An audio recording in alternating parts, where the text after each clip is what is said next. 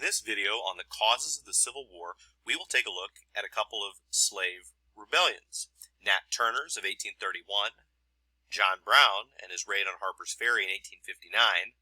We'll also look at the Dred Scott court case of 1857, and finally we'll talk about how the issue of slavery was being debated in the United States Congress. First, a quick point about abolitionism and the reaction to it. An irony was that earlier in the country's history, when there was less abolitionism, there was also less defense of slavery. As more people, and it was always a small number before the Civil War, but as that small number of abolitionists grew and their outcry against slavery grew, so did the number of people who ardently defended slavery, and sometimes defended it as not just something to apologize for, but in fact a positive good. So the reaction to abolitionism often caused a greater reaction or defense of slavery against abolitionism.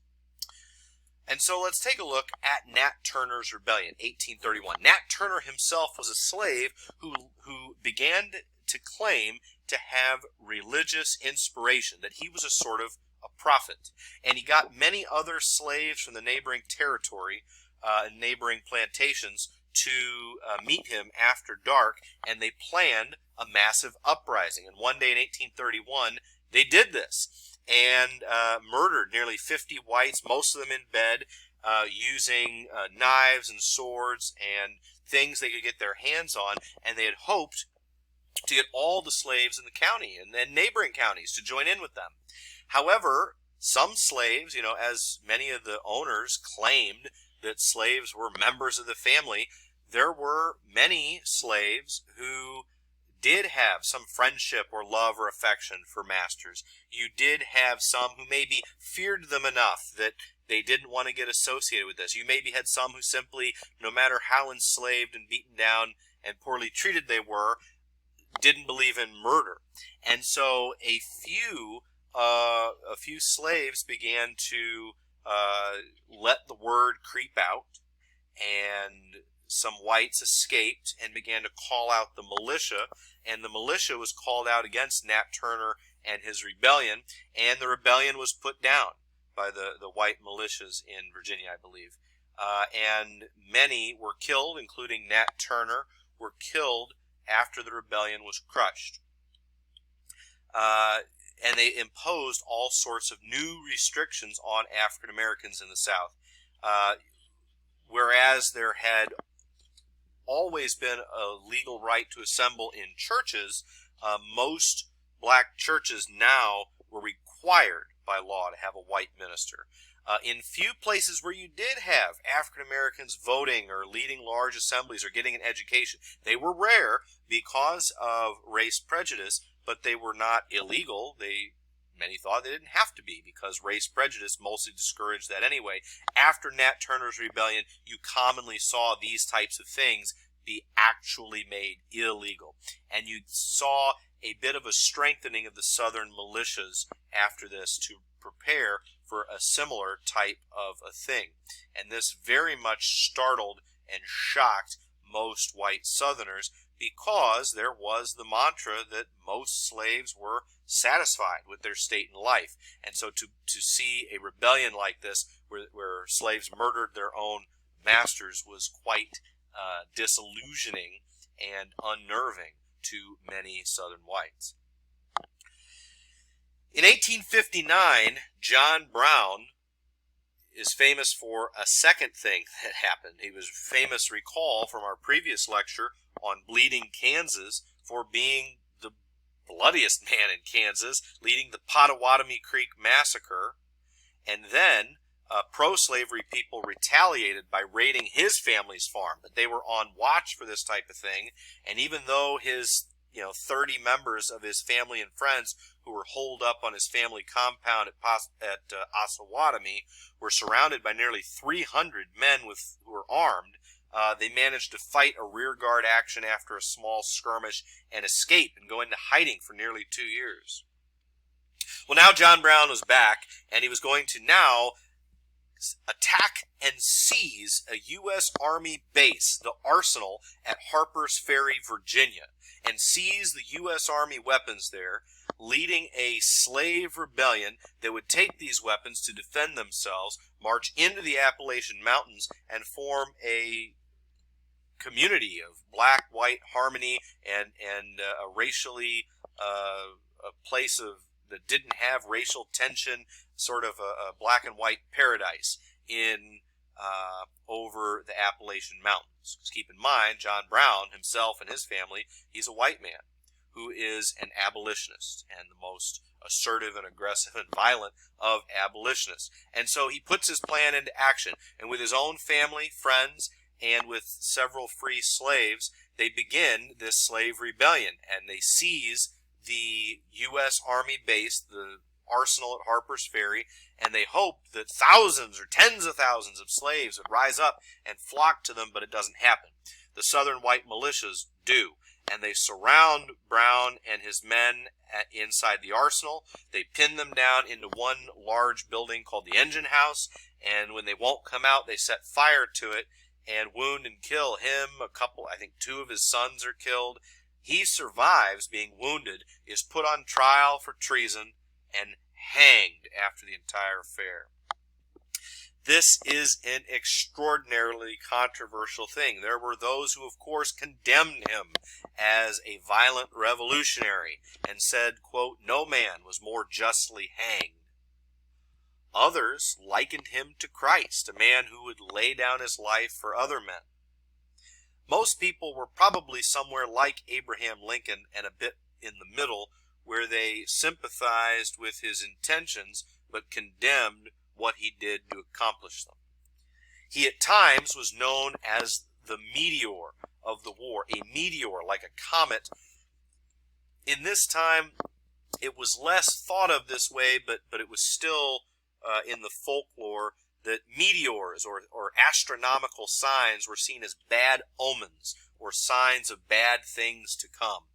And so John Brown and the violence that you saw, white men fighting and dying over slavery, was seen as a harbinger, an omen, a sign of bad times to come, and that John Brown's raid is called the meteor of the war. Next, let's transition to Dred Scott. Dred Scott himself was a slave whose master brought him to live in Illinois, a free state, and then Minnesota, a free territory.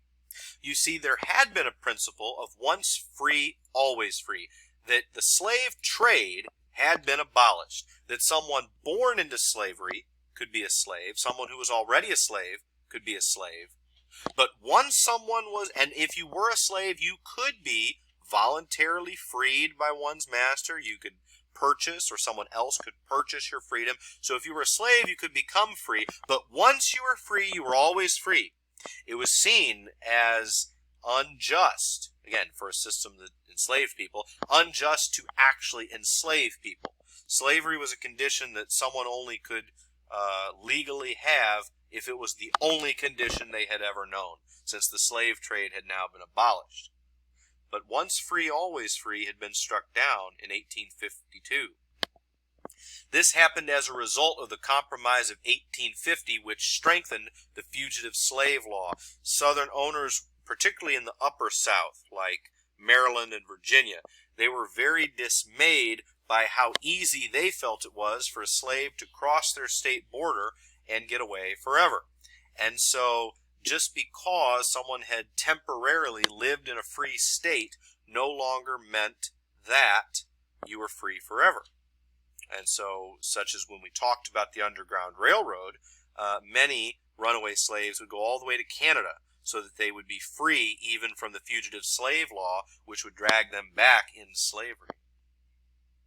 But Dred Scott was taken into the free state of Illinois by his master, Sanford.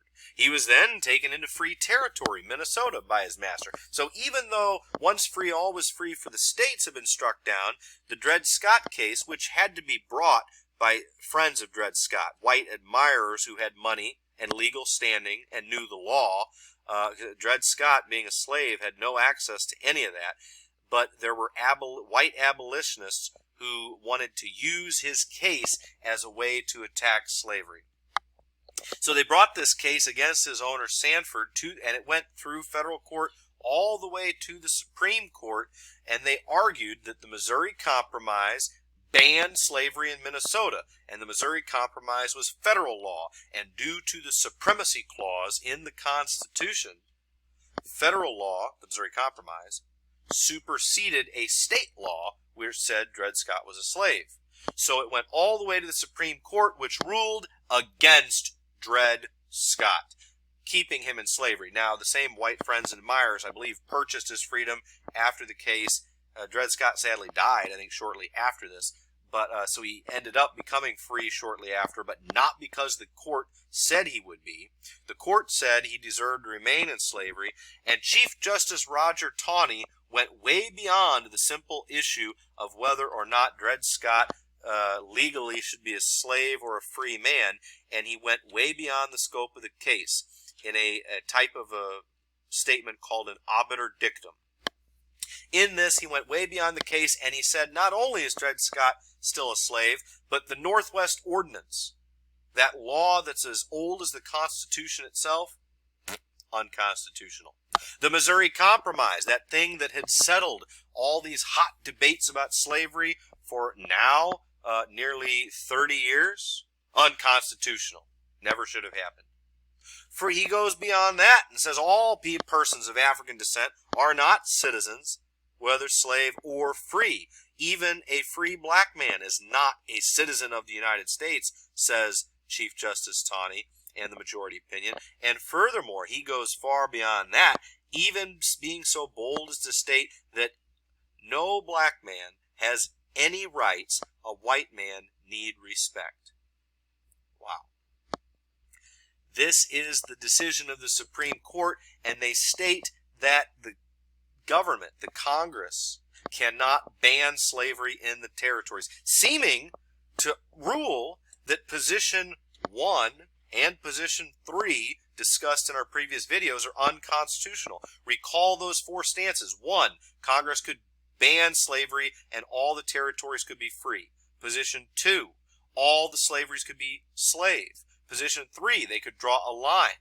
Position 4, the territories decide for themselves. Well, Chief Justice Taney in the Dred Scott case seems to rule that Position 1 and Position 3 are unconstitutional. The Congress cannot ban slavery in all the territories. The Congress can't even draw a line and try to compromise, and any previous attempts to do so have been and are now declared unconstitutional.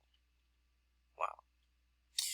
Seeming to take the issue out of the hands of the Congress. And so as we begin our discussion of the debate in slavery, the federal territories, know that in the past, in the early republic, prior to the War of 1812, there was kind of a consensus, a lack of abolitionism and a lack of a defense of slavery, and it didn't come up in Congress as much.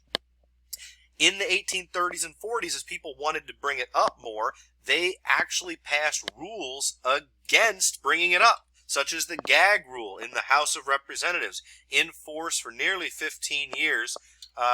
John Quincy Adams was often silenced by the gag rule as someone who wanted to take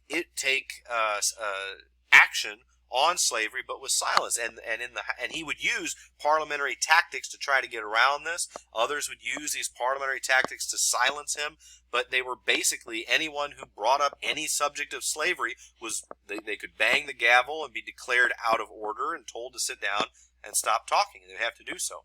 Now in the Senate, where they ostensibly have unlimited debate, they had to work a little harder to silence debate, because that's seemingly not in the nature of the Senate.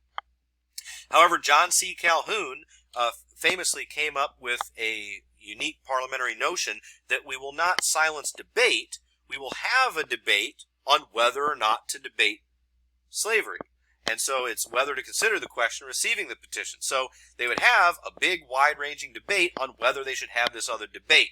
And then they would ultimately vote, no, we won't have a debate on slavery. That way, the actual discussion they were having was limited to only whether or not they would debate it, and had nothing to do. You couldn't actually bring up slavery. You could only bring up what would happen in a debate. And that was a clever way in the Senate that they blocked a lot of debate on slavery.